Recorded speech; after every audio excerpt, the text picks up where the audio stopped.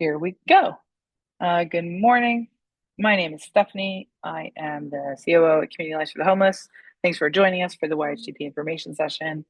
I'm going to move through some of these things. Most of this is a refresher because y'all haven't had to apply for an application in quite a few years. So this is the first year that YHDP projects will be ranked competitively since the beginning. So let's get started. We're going to go over the COC funding process just as a refresher, the threshold criteria, the local competition timeline, changes to this year's NOFO, YHDP grants, which include the renewal projects and replacement reallocation process, project requirements, and then some Q&A time. So jumping right in, this is a very high level view of the funding process. HUD released the NOFO on June 1st, and then CAF posted a timeline to our website earlier this week. Then all the applicants will submit their applications in eSnaps. This is for applicants that are funded directly through HUD. For YHDP, that is Methodist Le Bonheur for host homes, out Memphis for their joint THRH project, St. John's Community Services for their PSH project, and Hope House for their joint THRH project. So those four agencies will submit their application in eSnaps by the deadline. The other applicants will talk about the CAF sub-grantees a little bit later. All of the YHDP projects will go through the rank and review process for the first time. The rank and review team committee will review all the applications and add the YHDP programs into the priority listing. What they're doing when they're ranking is looking at the performance evaluation, strategic resource allocation, and community impact. Then Community Alliance for the Homeless will submit all the applications in addition to the big collaborative application to HUD by the deadline, which is August 26th. The COC funding is the largest annual federal funding source for homeless services and programs. And HUD is anticipating the awards to go out by December 1st, 2026 for a start date in January. So for YHDP projects, those four that I mentioned, Le Bonheur, Hope House, Out Memphis, and St. John's, your project applications are due in eSnaps by July 31st at 2:59 p.m. For subrecipients for the rapid rehousing and transitional housing programs, you will need to submit a condensed application back to CAF by July 27th at 2:59 p.m. This is because since YHDP is competitively ranked this year, CAF will need to submit our rapid rehousing and transitional housing project to the rank and review at the same deadline as everyone else of July 31st. So we will need to hit submit in eSnaps by July 31st, which means we'll need feedback from the subrecipients to give us input on the application and then give us a couple of days to put that information into eSnaps to submit the application together. So if you have questions about this, please let us know. You can reach out to Haley or Natalie, and we can talk through exactly what that looks like.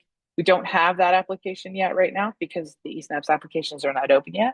As soon as they're open, we will give y'all a Google Doc with some questions in it and kind of like how the SAGE reports go. And then that will be due back to us by July 27th. On August 6th and 7th, Rank and Review Committee will review all the project applications submitted to CAF as part of this year's NOFO. Projects are ranked on several factors. They include APRs, consumer surveys, your ability to meet threshold requirements, performance outcomes, for example, permanent housing, exits to permanent housing, increases in income, as well as your monitoring results, participation in coordinated entry, your HMIS data quality, and your involvement of the YAB in your projects. These are all things, that's why we monitor on these things, because they're all relevant to scorecards and to this competition process. When the ranking review is reviewing applications, all projects get ranked into two tiers. Tier one, the projects are awarded just based on passing eligibility, quality, and threshold review. Tier two projects are awarded on those things, as well as taking into account our collaborative application score and the rank. And they're putting an emphasis on commitment to service participation requirements. This year, our tier one percentage is 60% of our funds, and our tier two is 40%. In the past, it has been 90% in tier one and 10% in tier two. And with tier two being the more uncertain level of projects, there's more uncertainty around whether or not you'll be funded in tier two. HUD is making a point to make it much more competitive this year because you are competing nationally for those funds as opposed to tier one, which you're just competing locally for those funds. For more information, you can read page 90 of the NOFO for more details on the tier process. Since you all are renewal projects, you have already met the threshold requirements originally, but if things have changed since 2024, which is the last time we kind of went through this process, please make sure you're looking at the threshold requirements and making sure that you are meeting all of them. On page 58 of the NOFO, there's more threshold requirements there, so I highly encourage you to go look at those and make sure that you understand what you're signing up for and that you will be able to meet all of the requirements in this section, because this is the first line of approval. All right, getting to the local competition timeline. June 12th is today. We have new projects. We had our new project information session, our renewal project information session. We're at the YHDP project information session now. And then on the 18th, we'll have our eSNAPS information session. You all should have access to eSNAPS if you are one of those original 4 agencies, not a CAF subrecipient. If you're a CAF subrecipient, you do not need to attend the eSNAPS information session because CAF does all the eSNAPS pieces for you. But if you are at Out Memphis, Hope House, Le Bonheur, or St. John's, you are highly encouraged to come to the eSNAPS information session. It's just a refresher on how to open up applications in eSNAPS and help with any technical assistance. On July 1st, APRs will be pulled by HMIS, and your July 15th consumer surveys are due. Please, please, please, please get consumer surveys to your clients. We should have them from every client that you have. And if not every client, then as many as you can get, because those do contribute to your scorecard. On July 17th and the 20th, we have in-person eSNAPS sessions, office hours. There's no agenda there. Just come with questions and we can talk through your application. We can help with any technical assistance that you might need in eSNAPS, or try and answer some questions about your narrative piece. We cannot write your application for you, but we can help guide you on some of the priorities that HUD has in this NOFO and help talk through what your perspective is. Again, you don't need to come to the eSNAPS office hours if you are a subrecipient of CAF, but if you do have questions about just the general questions that we will send to you in the Google Doc, you're welcome to come to those and talk through those with us. July 27th is the deadline for those CAF subrecipient submissions in the Google Doc by 2:59 p.m. Please do not miss that deadline. If you miss that deadline, we'll have a very big problem. July 29th, scorecards to agencies for review. That is where we will send scorecards to you so you can look at them.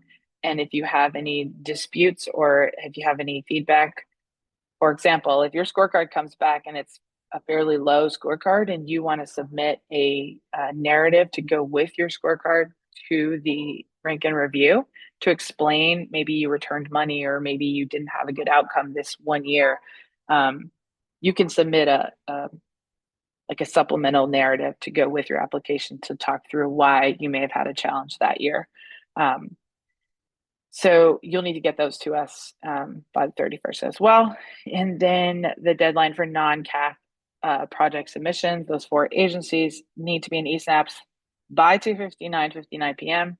If you submit your application at 3:01, it will not be counted and all of that money will go away. Please, please, please please pay attention to this deadline, July 31st, 2:59 p.m.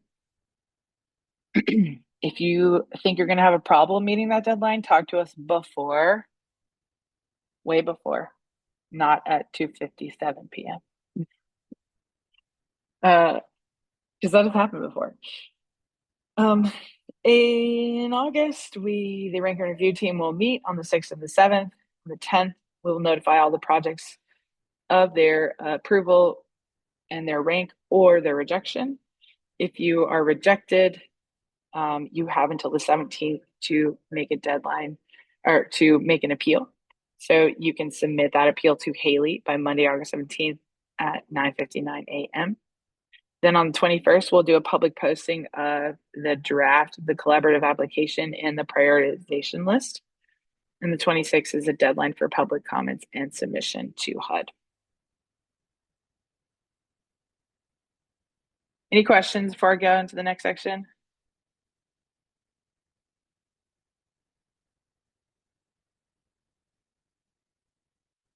All right. So some changes from the last round of funding. These are HUD's new priorities. Highly encourage you to go into the NOFO and read about them. They start on page 29, and there's a lot more information in the NOFO about each one of these.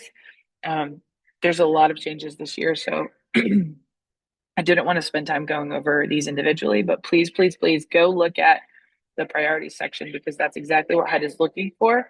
They'll be looking for that in your narratives and they'll be looking for that in your applications. So in order for you to have the best application possible, this is what you should be including in your narratives. This is another thing that's different. They're changing the definition of self-sufficiency. Traditionally, it has mean the ability to live independently and maintain housing with or without assistance. Now they're saying it means the ability to meet basic needs, including a place to live without public or private assistance. So that is a shift in what we have defined as self-sufficiency before. They have also, in this NOFO, given themselves a lot of flexibility to reject projects. HUD has expanded what can be considered in its risk review of applicants to include information from public sources like news reports and new subjective criteria, such as the ability to promote self-sufficiency. It has also, for the first time, made the results of the risk review alone a valid reason for rejecting applications. In addition to the results of the threshold criteria, merit review, and the risk review, HUD may also consider additional factors that provide HUD broad authority to reject otherwise qualified projects for subjective reasons, such as the likelihood that the proposed project will result in the benefits expected. All this to say, they have the ability to reject who they want to reject. So do everything you can to make your project align with the NOFO, while also be something that your agency is willing and able to operate. Another new change is the priority shift. This is more just in general across the collaborative application and our consortium. There's new focuses on treatment, service partition requirements, public safety, especially looking at like voluntary and involuntary treatments. So we at CAFT are going to be reaching out to all the agencies in the consortium to see who's doing some of this work already that we might not know about, to contribute to the collaborative application. So if you know any agency that is working on any of these areas, please let us know so we can connect with them, because the better that we do as a collaborative application, the better that we do in tier 2, which means the more money we're bringing into our consortium. Also, Inspire, I know we've been talking about for a while now, but Inspire is going into effect October 1st, 2026, and that is the new inspection standards. Some of you have already been trained, some of you have not, so please just be mindful of that for October 1st deadline. Okay. So before I go over this section, can anyone tell me if anyone is thinking that they are going to not renew their project, or if they're going to do a replacement project?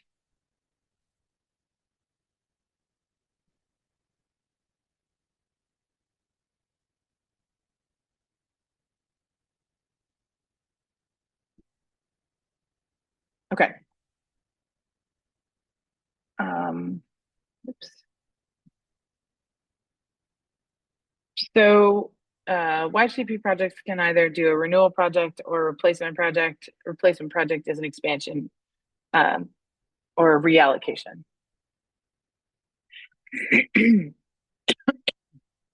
YHDP projects are eligible for renewal if they have an expiration date in the calendar year 27. So January 1st, 27 to December 31st, 27. YHDP renewal projects can submit renewal applications for minor changes to a current YHDP projects. Minor changes include adding or modifying select special activities and shifting up to 10% of funds from one approved eligible activity to another. Renewal applications must be submitted by the same recipient that signed the executed grant agreement for the grant being renewed, be for the same amount of funding and limited to a project's annual renewal amount. And you must be continuing to serve 18 to 24-year-olds. If you are thinking of doing a replacement project, please let us know. Um, Replacement projects, we really can only like reallocate money if one project is dropping off. So all of this is included in the PowerPoint, but I'm not going to go over this in extreme detail right now because as of right now, it's not a pathway that we can take unless a project decides they are not going to move forward with their YHTP funding. So this will be in the PowerPoint if you want to review it.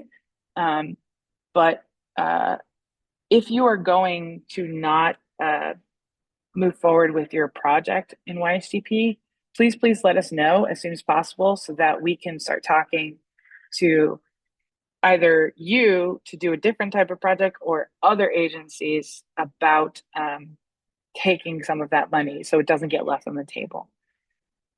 From what I understand right now, everyone's moving forward, but please let us know as soon as possible if that is not the case.